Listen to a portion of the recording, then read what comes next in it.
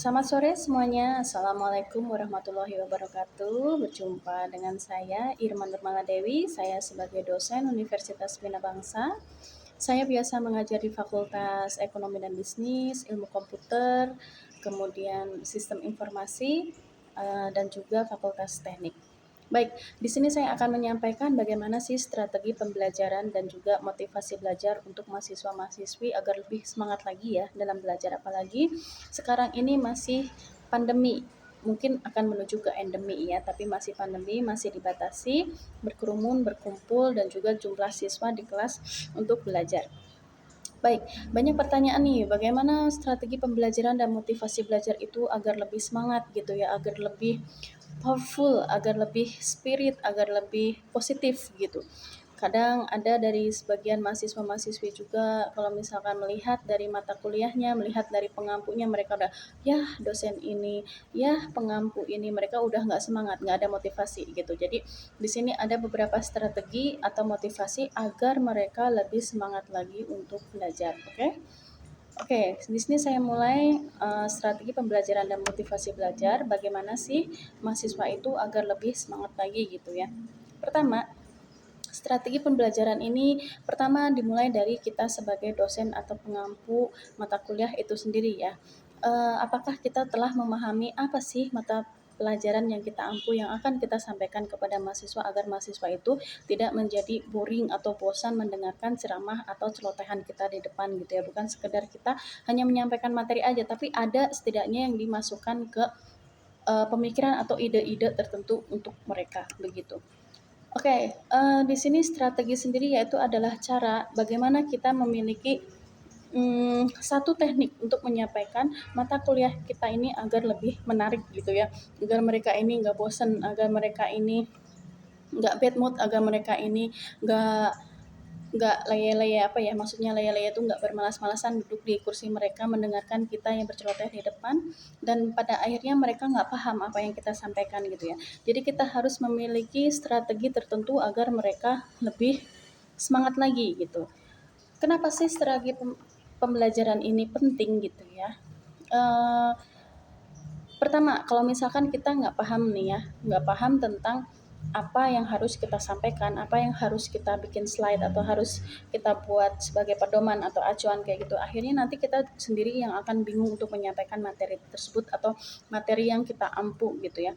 Akhirnya anak-anak pun akan merasakan bosan, jemu, dan tidak bergairah ketika melihat jadwal kita atau di setiap minggu bertemu dengan kita. Akhirnya mereka sering nggak datang, sering bolos, izin sakit, izin terlambat, dan itu akan mengganggu kualitas belajar begitu. Baik, bagi saya sendiri strategi belajar bagi saya yaitu saya buat kelas itu menjadi fun, kelas itu menjadi santai, rileks, tetapi penuh dengan etika dan etiket. Mereka boleh berkomunikasi, mereka boleh berkata, mereka boleh menyampaikan ide-ide, mereka boleh menyanggah saya ketika saya berkata Miss atau Bu, Mem, saya menyanggah nggak seperti itu, bahwa buku yang saya baca adalah begini-begini. Lalu kita akan berdiskusi gitu ya, berdiskusi satu sama lain. Jadi kelas itu akan menjadi hidup, tidak bosan melulu, tidak bosan tidak harus saya menyampaikan materi, tidak harus saya menyampaikan slide dan mereka hanya mendengarkan, mereka hanya diam-diam saja, tidak seperti itu. Jadi saya lebih membuat mereka tanya jawab, diskusi, timbal balik, dan kalau misalkan tidak ada yang merespon, biasanya saya beri nilai poin lebih, misalkan 20 poin atau 30 poin, atau bahkan saya bilang yang bisa menjawab pertanyaan ini maka dia akan bebas tugas, akan bebas kuis atau apalah jika pertanyaan itu memang benar-benar butuh diskusi yang panjang dan banyak di beberapa pertemuan berikutnya. Karena pelajaran saya yaitu tentang manajemen, jadi dia berkesinambungan gitu ya. Jadi bahasan pertama bisa menyambung ke bahasan keempat atau bahasan 9 atau bahasan di akhir atau bahasan nanti setelah UTS atau UAS seperti itu. Jadi mereka lebih kompetitif, lebih kreatif lagi seperti itu. Oke, pentingnya strategi pembelajaran ini yaitu untuk menarik minat belajar peserta pendidik. Otomatis kalau misalkan kita tidak memiliki teknik, kita melulu, baik anak-anak, selamat pagi, saya adalah pengampu mata pelajaran sistem informasi manajemen, lalu saya berceloteh di depan, lalu saya bercerita di depan, mereka pun akan bosan. Ya, cerita lagi apa sih gitu kan ya. Akhirnya mereka otaknya tidak berkembang, tidak berpikir kreatif. Lebih baik saya, oke, hari ini kita bahasan misalkan sumber daya manusia. Kalian tahu nggak sih sumber daya manusia apa? Lalu bla bla bla, kita diskusi, kita berbicara, itu akan lebih menarik lagi seperti itu. Baik, kemudian motivasi pembelajaran. Motivasi pembelajaran itu sendiri bagaimana sih tujuan atau semangat kita gitu ya untuk belajar gitu. Kadang anak-anak tuh kalau ditanya motivasi belajar kalian apa sih di perguruan tinggi ini? Motivasi kalian sebagai mahasiswa ini apa sih? Mereka jawab karena orang tua, karena disuruh. Karena misalkan mm, eh, keinginan tertentu, misalnya keinginan tertentu kakek, nenek, saudara atau apa gitu ya. Jadi mereka bukan dari diri sendiri untuk menjadi mahasiswa, tapi kalau misalnya ada yang betul-betul mereka akan semangatnya tuh berbeda gitu ya, motivasinya berbeda. Saya ingin menjadi manajer di perusahaan ini, saya ingin memiliki ijazah S1, kemudian saya ingin kuliah lagi S2, saya ingin menjadi profesor S3, dan atau saya ingin menjadi dosen seperti ibu di depan yang menjelaskan, membagikan ilmu dan AIOL seperti itu. Kemudian terkadang motivasi bagi anak-anak pun 1, 2, 3 itu pasti berbeda-beda ya, tergantung dari pribadinya masing-masing. Kemudian ciri motivasi belajar itu tergantung dari background dari family mereka. Maksudnya tidak melulu background family mereka yang high, yang bagus, yang itu lalu membuat mereka motivasi belajar lebih bagus, tidak. Justru mereka lebih santai, lebih berleha-leha terbanding balik dengan dari background family yang lebih bawah gitu, yang dari standar biasa-biasa aja. Jadi mereka lebih spiritnya lebih bagus. Saya akan menjadi mahasiswi lulusan terbaik. Saya ingin menjadi sarjana agar saya bisa membantu perekonomian keluarga gitu. Jadi mereka lebih bagus lagi. Jadi dorongan bagi mahasiswi dan mahasiswa itu sesuai dengan apa yang mereka butuhkan gitu. Misalkan saya mengajar di kelas karyawan, mereka hanya staf biasa, kemudian mereka kuliah lulus S1 dengan tujuan mereka akan masuk ke S2.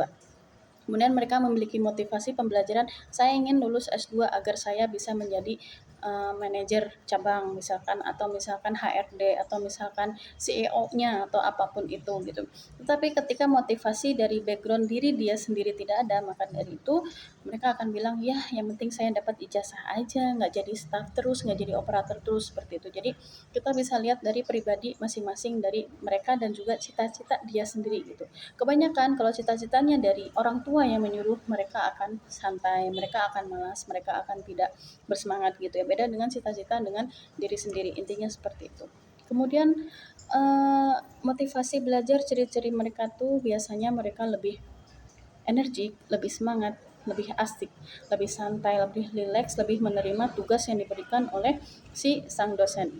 Kemudian mereka tidak merasakan bosan, tidak merasakan jemu, karena mereka itu emang niatnya untuk belajar, niatnya untuk lulus dengan nilai terbaik, bukan sekedar saya kuliah, ya kuliah, tidak seperti itu.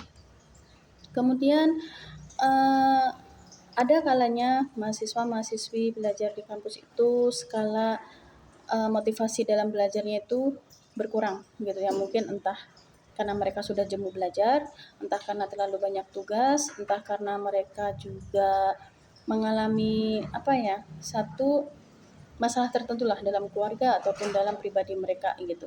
Jadi motivasi selalu berkaitan dengan satu tujuan. Kalau mereka udah nggak punya tujuan, maka mereka pun motivasi belajarnya tidak akan ada gitu ya. Kemudian fungsi dari motivasi itu sendiri yaitu sebagai pendorong untuk membuat sesuatu dari setiap aktivitas yang dilakukan, kemudian menentukan arah perbuatan, yakni arah tujuan yang ingin dicapai. Otomatis setiap mahasiswa pasti mempunyai tujuan ya, selain kelulusan mungkin mereka ingin menjadi pekerja yang baik, memiliki jabatan yang baik, terutama gaji yang besar juga di setiap perusahaan yang mereka idam-idamkan atau mereka impikan atau citakan gitu ya. Kemudian menyeleksi perbuatan, dan yang terakhir yaitu mendorong untuk mencapai prestasi. Kalau misalkan hanya datang absensi kemudian pulang, maka mereka pun tidak memiliki prestasi tertentu ya. Tapi ketika mereka spiritnya lebih bagus, otomatis mereka punya cita-cita mungkin jadi mahasiswi atau mahasiswa kumlot seperti itu. Itu adalah salah satu pendorong usaha untuk mencapai prestasi. Kemudian apa sih cara untuk menumbuhkan motivasi belajar bagi mahasiswa dan mahasiswi? Kalau bagi saya sendiri, di kelas saya poin nilai pertama. Kemudian kalau misalkan nilai UTS dan UAS-nya bagus atau tertinggi di antara rata-rata kelas, saya suka memberikan voucher, yaitu biasanya voucher OVO atau GoPay, ya tidak besar sih ya. Cukuplah untuk mereka jajan sehari gitu. Jadi setidaknya mereka excited. Atau biasanya saya suka share di eliminasi saya, media sosial saya, Facebook, Instagram, status WhatsApp atau apapun itu. Jadi saya suka tag namanya, saya sebutkan nilainya, kelasnya, dan mereka tuh menjadi satu kebanggaan tersendiri. Atau saya share di grup kelas gitu ya, grup mata pelajaran saya, bahwa nama ini dengan NIM ini nilainya adalah tertinggi di antara 6 atau 5 kelas yang saya ajar. Jadi mereka tuh lebih excited, wow, saya berhasil. Mereka jadi akhirnya lebih lebih bangga gitu ya, bahwa mereka datang pagi dengan absensi atau datang pas malam kelas karyawan hujan-hujan atau apa, tetapi nilai mereka bagus dan tertinggi, itu lebih jadi penarik ke mereka. Kemudian kalau hadiah saya nggak pernah memberikan ya. Jadi kalau misalkan saya cuma voucher OVO atau GoPay aja, mungkin bisa buat Gojek atau apa. Kemudian poin, bonus poin, biasanya di dalam diskusi tanya jawab saya suka kasih poin plus, saya kasih tanda namanya kayak gitu. Terus kemudian memberikan pujian, oke, ternyata kalian adalah mahasiswa atau mahasiswi saya terbaik di antara kelas sekian banyak yang saya ajar. Jadi mereka selalu bangga, dan lebih bangganya lagi ketika saya share sebagai status WhatsApp gitu ya. Karena kebiasaan saya selalu menyimpan nama-nama mahasiswa-mahasiswi saya agar saya bisa memilih mereka dan tidak lupa, dan tidak selalu menanyakan kamu kelas apa, kamu NIM-nya berapa, kamu jadwal apa, tidak seperti itu. Jadi setiap selesai semester saya clear lagi semua kontak. Nanti kalau misalkan new semester, then I make them new contact again to my contact there. Okay. Kemudian kompetisi dosen yang perlu dikembangkan, yaitu salah satunya adalah apa ya? Kompetisi dosen yaitu kemampuan untuk menguasai struktur dan konten mata kuliah, terutama itu ya. Kalau misalkan saya tidak paham atas mata kuliah yang saya ajarkan, otomatis saya juga tidak bisa menyampaikan mata kuliah itu sendiri gitu ya. Kemudian bagaimana pembelajaran mahasiswa tentang konten mata kuliah yang disesuaikan dengan karakteristik konten itu sendiri dan karakteristik mahasiswanya. Kalau mahasiswanya tidak mau mengambil mata kuliah kita, dia biasanya hanya datang ketika pertemuan pertama dan pertemuan akhir, yaitu UTS dan UAS, udah gitu aja. Mereka tidak excited, hanya menambah nilai aja. Tapi saya tidak membeda-bedakan mahasiswa atau mahasiswi. Kalau dari absensinya rendah, maka saya juga tidak segan-segan memberikan nilai yang jelek. Baik, sekian video dari saya mengenai strategi pembelajaran, bagaimana penyampaian materi atau motivasi kepada mahasiswa. Terima kasih.